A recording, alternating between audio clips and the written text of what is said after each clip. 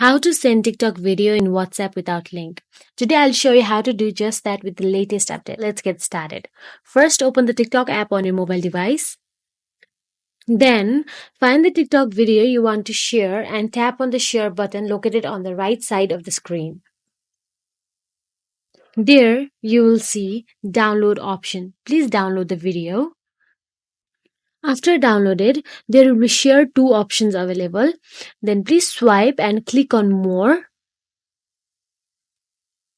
Then scroll down till you find WhatsApp and click on WhatsApp. Then you can click on anyone whom you like to share the video.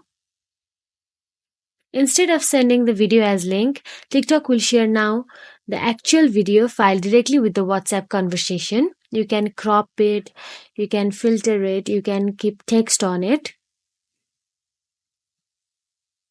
And you can send any one of your friend.